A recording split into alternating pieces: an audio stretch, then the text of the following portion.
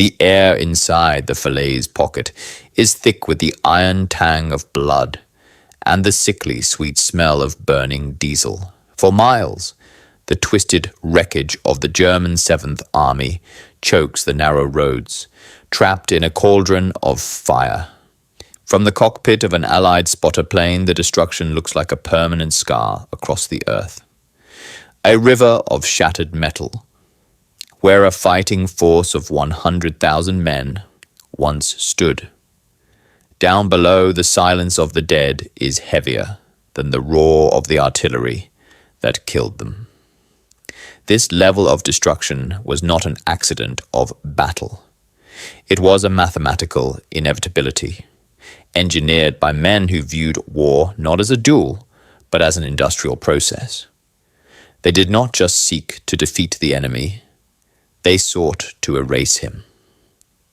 They were the architects of annihilation, removed from the mud of the front lines, yet responsible for death, on a scale the world had never seen. In the ledger of World War II, victory was purchased with a currency of corpses, and 5 American commanders spent more of that currency than any others.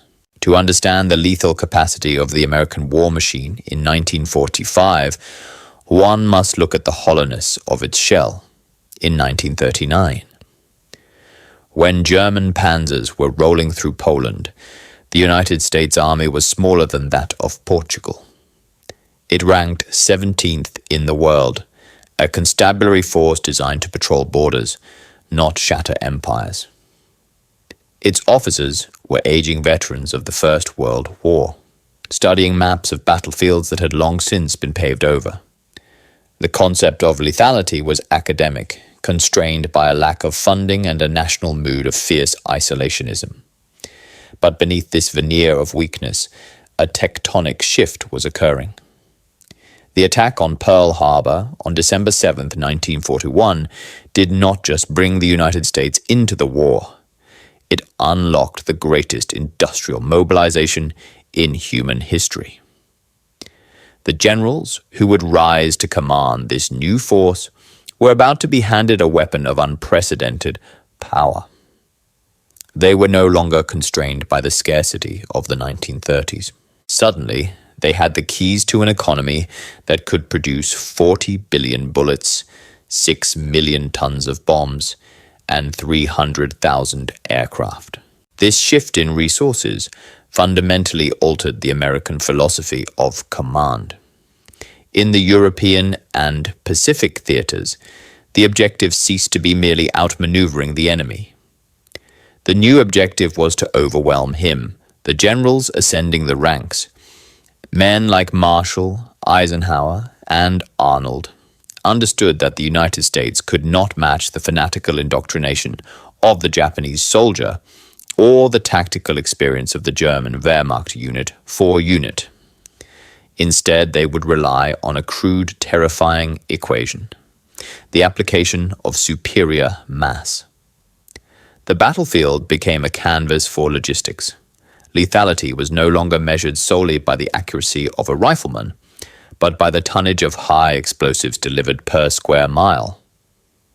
The American general was transforming from a battlefield leader into a CEO of destruction, managing a supply chain that extended from the factories of Detroit to the front lines of the Rhine and the beaches of Okinawa. The men who would top the list of the most lethal commanders were those who best understood how to wield this industrial hammer. They were not knights, they were executioners, backed by the full weight of the assembly line. As 1942 bled into 1943, the sleeping giant had not just awoken. It had armed itself with fire, and it was looking for men willing to use it. While the Soviet Union absorbed the blunt trauma of the Wehrmacht with sheer manpower, sacrificing millions to hold the line, the American approach to lethality evolved into a precise, if brutal, calculus. The doctrine was simple: expend steel, not flesh.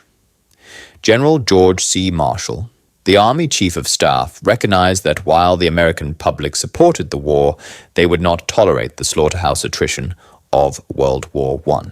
The answer was firepower, overwhelming, relentless, and omnipresent. By 1944, this doctrine had crystallized into a terrifying reality for the Axis powers. An American infantry advance was rarely a charge of bayonets. It was a coordinated symphony of destruction. Before a single rifleman moved, the enemy position would be pulverized by 105mm howitzers, strafed by P-47 Thunderbolts, and hammered by mortar fire. The lethality we are ranking today is not measured by hand-to-hand combat skills. It is measured by the ability of a commander to synchronize these massive systems of violence. However, possessing the weapon is different from knowing when to pull the trigger. The vast American arsenal required commanders who could think in terms of continental strategy. In the Pacific, this meant bypassing heavily fortified islands to let garrisons starve, a form of lethality that killed slowly but totally.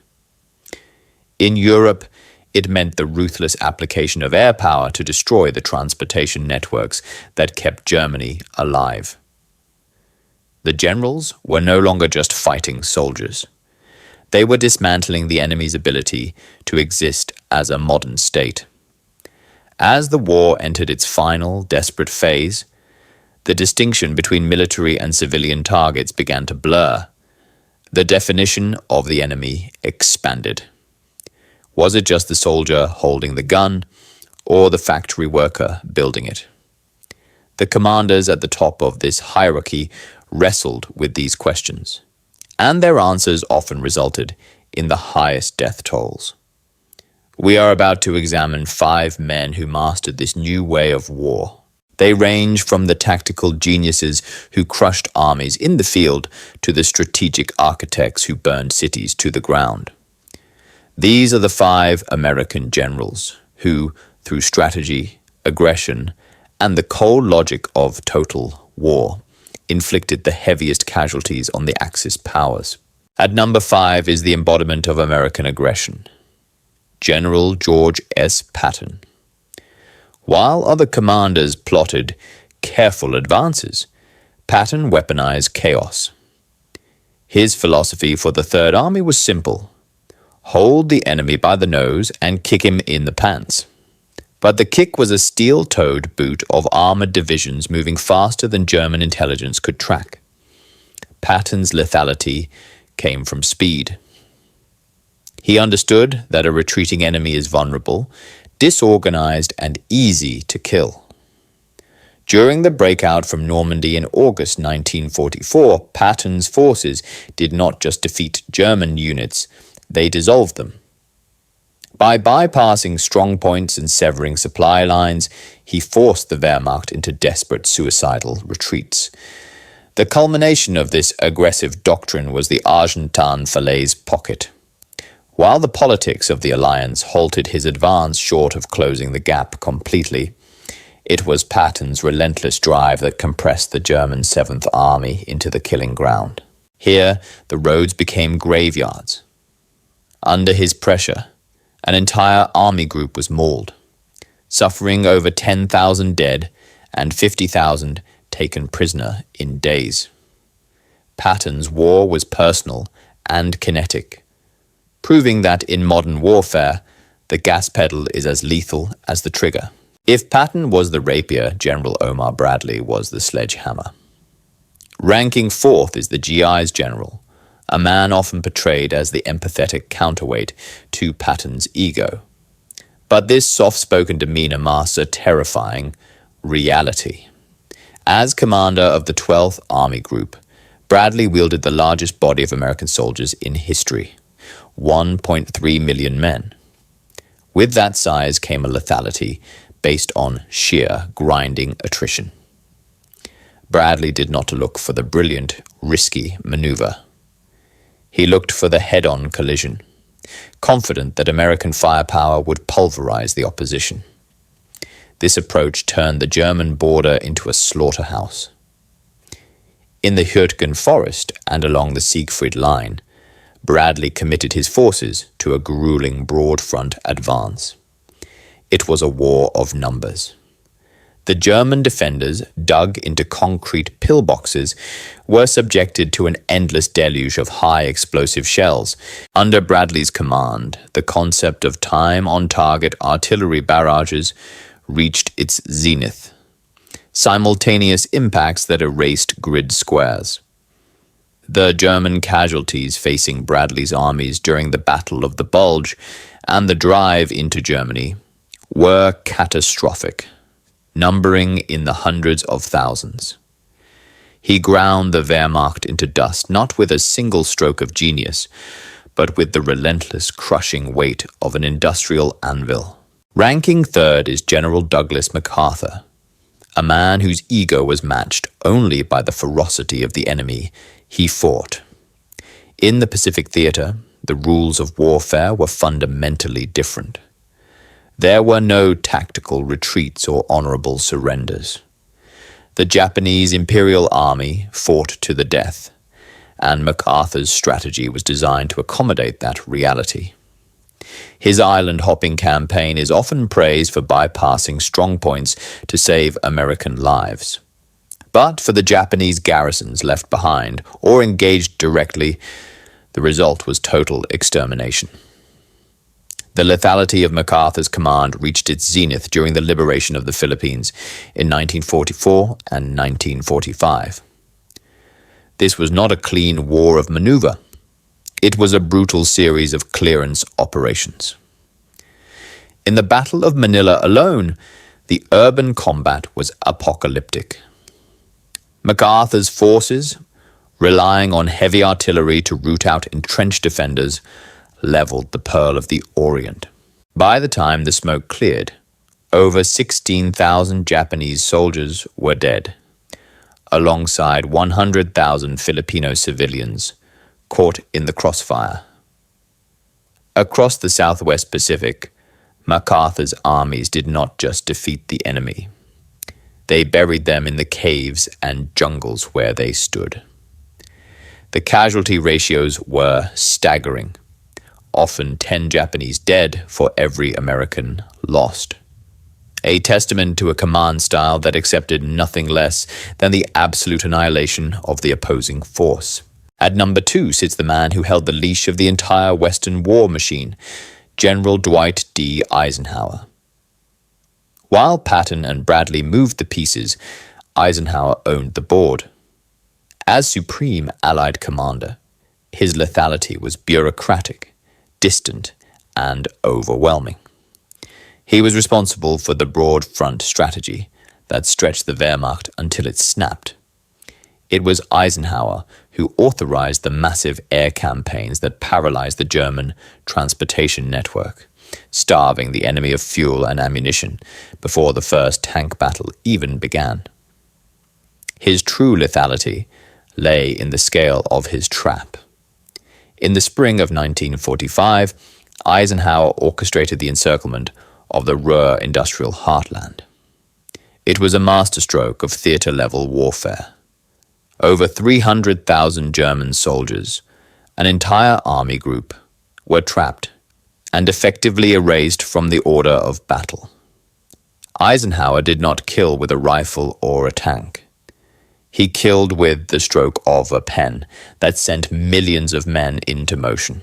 Under his direction, the Western Front became a meat grinder that consumed the last reserves of Nazi Germany, dismantling the Wehrmacht division by division until there was nothing left but old men and children holding Panzerfausts. He proved that the most lethal weapon in war is not a bomb, but a unified plan. By late 1944, the war in Europe was a grinding inevitability. But in the Pacific, the United States faced a technological crisis. The B-29 Superfortress, the most expensive weapon project of the war, was failing. Designed for high-altitude, precision bombing, the massive aircraft were being thwarted by the jet stream over Japan, winds that blew bombs miles off target. The factories of Tokyo remained standing. The invasion of the Japanese home islands, with a projected cost of 1 million American casualties, loomed on the horizon. enter Major General Curtis LeMay. Ranked at number 1, LeMay was not a field marshal moving armies. He was an industrial pragmatist who viewed war as a simple engineering problem. The problem was Japanese resistance. The solution, he decided, was not to defeat their military, but to burn the infrastructure that sustained it. In January 1945, LeMay arrived in the Mariana Islands with a radical, almost suicidal plan. He looked at the wooden cities of Japan, densely packed, built of paper and bamboo, and saw tinder. The tension in the briefing rooms on Tinian Island was palpable. LeMay ordered a complete tactical overhaul. No more high-altitude daylight raids. No more formations. He ordered the B-29s to fly at night, singly, at low altitudes of just 5,000 to 8,000 feet to avoid the jet stream. But the most terrifying order was the payload. He stripped the planes of their defensive guns and ammunition to carry more weight. Instead of high explosives, they would be loaded with M69 incendiary clusters, jellied gasoline. He was sending his crews in low, defenseless, and heavy, betting everything on the element of surprise and the flammability of the target. The target was Tokyo. The date was set for the night of March 9th, 1945, Operation Meeting House. The United States was about to cross a moral threshold from which there was no return. At shortly after midnight on March 10th, the first Pathfinders dropped their loads, marking a fiery X in the chaotic, working-class district of Shitamachi. What followed was not a bombardment, but a weather event engineered by man. 300 B-29s streamed over the capital in a conveyor belt of destruction, dumping 1,600 tons of napalm onto the wooden city below. The effect was instantaneous and apocalyptic. The M69 incendiary clusters broke apart in midair, raining down flaming jelly that stuck to roofs, walls, and skin. Within minutes, separate fires joined hands, fed by the strong winds LeMay had gambled on. They merged into a superheated firestorm, a phenomenon where the blaze becomes so intense it creates its own wind system, sucking oxygen out of the air at hurricane speeds. Temperatures on the ground soared to 1,800 degrees Fahrenheit. The canals boiled. Glass liquefied. The asphalt streets turned into sticky rivers of tar that trapped fleeing civilians like insects in amber. In the cockpit of the trailing bombers, pilots struggled to control their aircraft as thermal updrafts tossed the giant planes like leaves. Below them, 16 square miles of Tokyo, an area roughly the size of Manhattan south of Central Park, simply ceased to exist. In a single night, an estimated 100,000 people were incinerated or suffocated. It remains the deadliest single air raid in human history, surpassing the death tolls of Dresden, Hamburg, or even the later atomic bombings of Hiroshima or Nagasaki. Curtis LeMay had not just broken the Japanese air defenses. He had broken the concept of restraint. He had proven that with enough fire, an enemy nation could be dismantled without a ground invasion. As the sun rose over Tokyo on March 10th, the black snow, ashes of a burnt city, began to fall on the survivors. The blockade was tight. The armies were ready. But it was LeMay's fire that signaled the true end of the old world. The lethality of the American general had reached its absolute peak. The ability to erase a metropolis between dusk and dawn. The firebombing of Tokyo was not an isolated atrocity. It was the opening note of a campaign of annihilation. In the weeks that followed, General LeMay's B-29s systematically erased the industrial geography of Japan. He ran his bombers so hard that the supply chain momentarily collapsed. not because of enemy action, but because the US Navy could not ship incendiary bombs to the Marianas fast enough to keep up with the rate he was dropping them. By the summer of 1945, LeMay had burned 67 Japanese cities to the ground. The lethality of the American general had evolved into a statistical absurdity. Over 300,000 civilians dead, millions homeless, and the psychological backbone of the empire snapped in half. LeMay himself, staring at the reports of charred bodies and boiled canals, offered a chilling moment of clarity. He remarked to his staff that if the United States were to lose the war, they would all likely be tried as war criminals. He understood better than anyone that the line between a brilliant strategist and a mass murderer is often drawn by the victor. Across the globe in Europe, the bill was equally high. The armies of Eisenhower, Bradley, and Patton stood amidst the ruins of the Third Reich. The Wehrmacht had suffered millions of casualties, but the cost was etched into the land itself. The lethal efficiency of these 5 commanders had delivered victory, but they ruled over graveyards. The precise artillery of Bradley, the aggressive armor of Patton, and the strategic strangulation of Eisenhower had left Germany a hollow shell. The aftermath of their command was silence.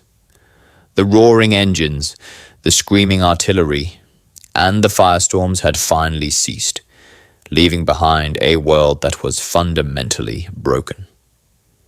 The Axis powers were not just defeated, they were physically dismantled. The lethal capacity of the American military machine, dormant in 1939, had been fully realized. It had proven that it could crush armies in the field and incinerate cities from the sky with equal proficiency. But as the smoke cleared, a new question emerged from the ashes. The lethality unleashed by these 5 men did not vanish with the signing of the surrender documents. It calcified into doctrine. The lesson the United States took from World War II was that overwhelming firepower, be it Bradley's artillery or LeMay's firestorms, was the only guarantee of security. Curtis LeMay, the architect of Tokyo's destruction, did not retire into obscurity. He became the father of the Strategic Air Command. He took the logic of the fire raids, the idea that you could destroy a nation's will to fight by targeting its civilian existence, and applied it to the atomic age. The lethality of 1945 became the blueprint for mutually assured destruction. The ghosts of the burnt Japanese cities hovered over the Cold War, a silent reminder of what American air power was willing to do. Similarly, Dwight Eisenhower, the man who had commanded the greatest military force in Western history, eventually ascended to the presidency. Yet, in his final days in office, he issued a warning about the very beast he had helped unleash, the military-industrial complex. He understood better than anyone that the machine created to defeat fascism, the seamless integration of industry, logistics, and lethal command, had become a permanent fixture of American life. The sleeping giant would never sleep again. The methods of total war, pioneered by these generals in the desperate years of the 1940s, had forever changed the definition of conflict. War was no longer a contest of courage. It was a contest of capacity. History often remembers generals for their medals, their speeches, or their strategic brilliance. But the truest measure of a commander in the industrial age is their capacity for destruction. Patton, Bradley, MacArthur, Eisenhower, and LeMay. These men were not monsters. They were the necessary products of a world on fire. They were tasked with the impossible job of defeating evils that threatened to consume civilization, and they accomplished it by becoming more lethal than the enemy they fought. They taught us that victory in modern war is not surgical. It is a blunt, heavy and terrible instrument. To save the world, they had to be willing to break it. And as we look back on the silence of the battlefields today, we must reconcile a difficult truth: that the peace we enjoy was purchased by the men who knew exactly how to unleash the storm.